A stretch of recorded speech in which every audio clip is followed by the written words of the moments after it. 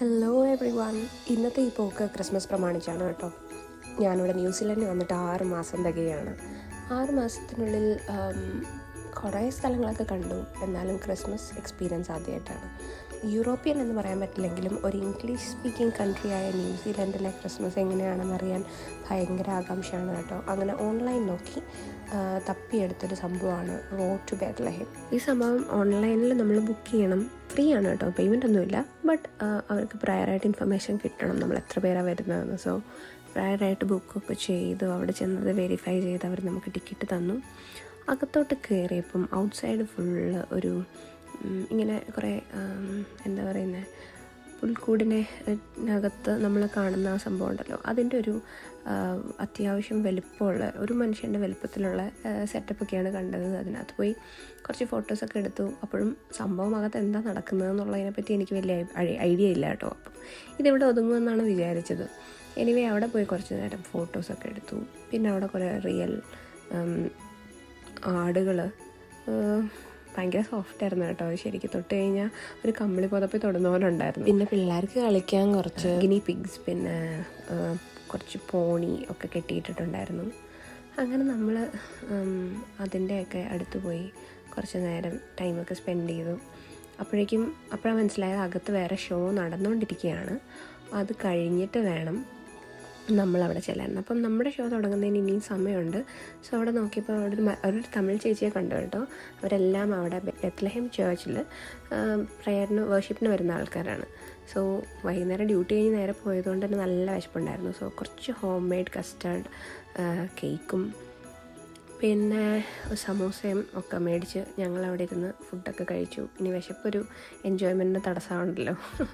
അങ്ങനെ അതൊക്കെ കഴിച്ചിട്ട് ഞങ്ങൾ നേരെ ഒരാൾക്കാർ കൂടുന്നൊരു സ്ഥലത്തോട്ട് നടന്ന് ഞങ്ങളെ കൊണ്ടുപോയി.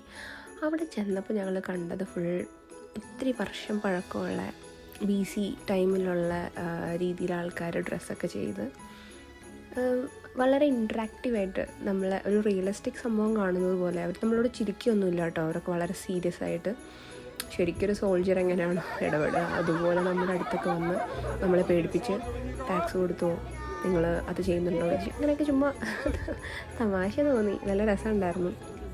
പിള്ളേരൊക്കെ ഇച്ചിരി പേടിച്ചൊക്കെ വർത്താനമൊക്കെ പറഞ്ഞ് അങ്ങനെ വളരെ റിയലിസ്റ്റിക് ആയിട്ടുള്ളൊരു ഏരിയയിലോട്ടാണ് നമ്മൾ പോകാൻ പോകുന്നത് അന്നേരം മനസ്സിലായത്. സോ അങ്ങനെ ഞങ്ങൾ നടന്ന് നീങ്ങി.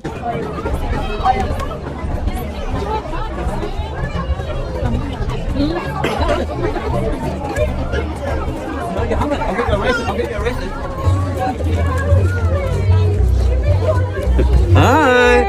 Excuse me, ma'am. Have you paid your taxes? Oh, yes, I did. Have you got a receipt? Oh, God, I got it. Oh, online, you're too sorry. sure. Anything, please, you have to help. Are you a doctor? Please, we need money, shekels, bread, food, anything, please. Please, we need help. We'll die, we're sick, please. We have leprosy, you have to help us. Please, shekels.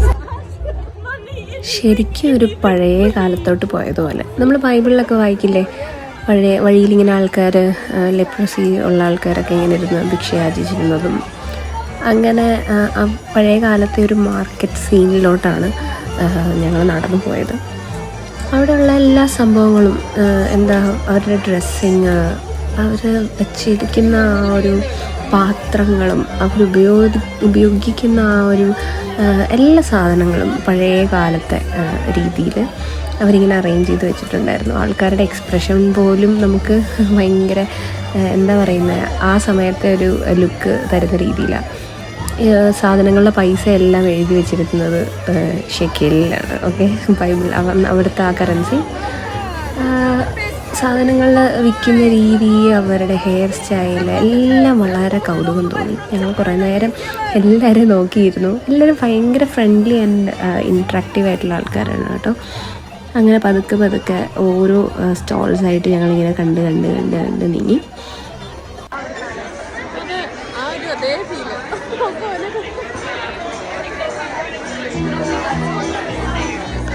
അവിടെ വാഴക്കൊലയുണ്ട് കേട്ടോ. അങ്ങനെ അതും അവിടെ കയറി. അടുത്തെന്താണെന്ന് അപ്പോഴും നമുക്കറിയില്ല. സംഭവം എന്തായാലും പക്ക മാർക്കറ്റ് സീൻ. അങ്ങനെ അത് കണ്ടുകൊണ്ടിരിക്കുമ്പോഴാണ് പെട്ടെന്ന് ഒരാൾക്കാരുടെ അനക്കങ്ങളൊക്കെ കേട്ട് എല്ലാവരും മാറി തിരിഞ്ഞ്.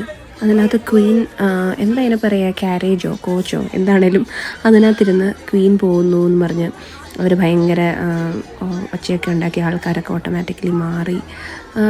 ക്വീൻ ആ സ്റ്റേജിൻ്റെ അങ്ങോട്ട് ഇങ്ങനെ പോകുന്ന കണ്ടു. അപ്പോൾ ആൾക്കാർ നടന്ന് നമ്മളോട് സാധനം വയ്ക്കാൻ ശ്രമിക്കുക, വർത്തമാനം പറയാൻ ശ്രമിക്കുകയൊക്കെയാണ് കേട്ടോ. അങ്ങനെ നടന്നു. ക്ലേ വെച്ച് പോട്ടറി പോലത്തെ പരിപാടികൾ, അങ്ങനെ ഒരുപാട് ഷോപ്പുകളൊക്കെ ഇങ്ങനെ കണ്ടു അപ്പോൾ അടുത്തൊരു ഷോപ്പിൽ ഒരമ്മച്ചിയെ കണ്ടു. എനിവേ അവർ ഭയങ്കര ഫ്രണ്ട്ലി ആയിരുന്നു. നമ്മുടെ അടുത്ത് വന്ന് ഫോട്ടോ ഒക്കെ എടുക്കാൻ പറഞ്ഞു, നമ്മളെ കെട്ടിപ്പിടിച്ച് ഭയങ്കര സ്നേഹപ്രകടനമൊക്കെ ആയിരുന്നു. അങ്ങനെ എല്ലാവരും ഇൻട്രാക്റ്റീവായിട്ടുള്ള നിറയെ നല്ല മനുഷ്യരെയൊക്കെ കണ്ട് അവരോടൊക്കെ സംസാരിച്ച് ഞങ്ങളിങ്ങനെ മുന്നോട്ട് പോയിക്കൊണ്ടിരുന്നു.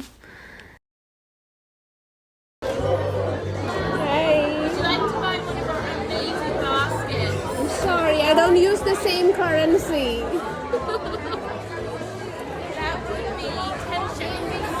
Oh. Hello.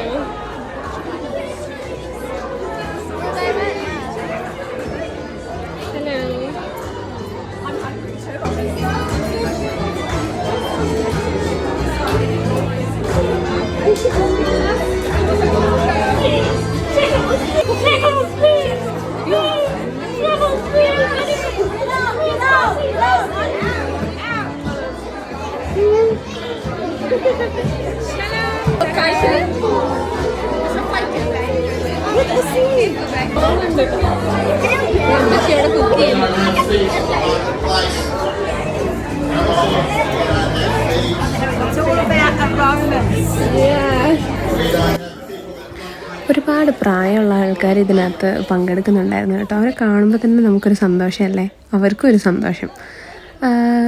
പിന്നെ ഒരു കിണറൊക്കെ, പക്ഷെ അതിനകത്ത് വെള്ളമില്ലായിരുന്നു കേട്ടോ. എന്തായാലും പോയി നോക്കി. ഒരമ്മച്ചി അവിടെ ഇരുന്ന് തുണിയൊക്കെ അലക്കിക്കൊണ്ടിരിക്കുന്നു. അവിടെ കാണാൻ വന്ന പിള്ളേരെയൊക്കെ കളിക്കാൻ വിളിക്കുന്നു. അങ്ങനെ വളരെ റിയലിസ്റ്റിക്കായിട്ട് തോന്നുന്ന രീതിയിൽ നമ്മൾ ശരിക്കും ആ ഒരു എറയിൽ എങ്ങനെയായിരുന്നു എന്നുള്ളത് എക്സ്പീരിയൻസ് ചെയ്യാൻ പറ്റിയൊരു സ്ഥലമായിരുന്നു കേട്ടോ ഈ മാർക്കറ്റ് സീൻ എന്ന് പറയുന്നത്. പെട്ടെന്നാണ് സൗണ്ടും സീൻസൊക്കെ മാറിയത്. അവിടെ അവർ ലേലം വിളിക്കുകയാണ്. ഓക്കെ, ലേലം വിളിക്കാനായിട്ട് നമ്മളുടെ വിസിറ്റേഴ്സിൽ ഒരാളെ പിടിച്ചുകൊണ്ട് പോയി. ലേലം വിളിക്കുന്നത് പോലെ ഒരാളവിടെ നിന്ന് ഇങ്ങനെ വില പേശുവാണ് കേട്ടോ. വില പേശുകയാണോ ഇങ്ങനെ പറയാം, അല്ല, ഇങ്ങനെ ലേലം പൈസ കൂട്ടി പറഞ്ഞുകൊണ്ടിരിക്കുക. അങ്ങനെ അത് കണ്ടുകൊണ്ടിരിക്കുക നല്ല രസമായിരുന്നു.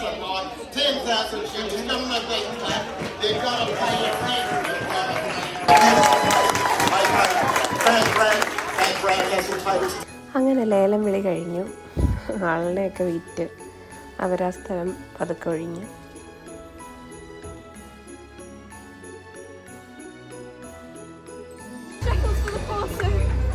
അങ്ങനെ അതൊരു വ്യത്യസ്തമായ എക്സ്പീരിയൻസ്. എനിവേ ഈ സീൻസൊക്കെ കഴിഞ്ഞ് നമ്മൾ പതുക്കെ പുറത്തോട്ടിറങ്ങി വീണ്ടും നടക്കുകയാണ്.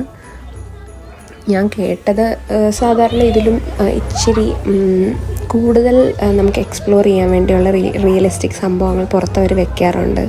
പക്ഷേ ഇവിടെ ഈ ഒരു കാലാവസ്ഥയുടെ ചേഞ്ച് കാരണം റീസെൻ്റ് ഡേയ്സിലെല്ലാം മഴയായിരുന്നു. അങ്ങനെ മഴ പേടിച്ചാണ് അവർ ആ പുറത്തുള്ള എക്സ്പ്ലോർ ചെയ്യുന്ന സീൻസിൻ്റെ എന്താ പറയുന്നത് നമ്പർ കുറച്ചതെന്നാണ് കേട്ടത്. എന്തായാലും മാർക്കറ്റ് സീൻ കഴിഞ്ഞ് ഞങ്ങൾ നേരെ നടന്ന് ഒരു ഓഡിറ്റോറിയത്തിലോട്ടാണ് കയറിയത്. അവിടെ ബെത്ലഹേം നസ്രത്ത് എന്നൊക്കെ എഴുതി വെച്ചിട്ടുണ്ടായിരുന്നു. എനിവേ ഞങ്ങൾ അകത്തോട്ട് കയറി. ഓഡിറ്റോറിയത്തിൽ ഞങ്ങൾ കണ്ടത് എന്നാന്ന് പാർട്ട് 2 കേട്ടോ.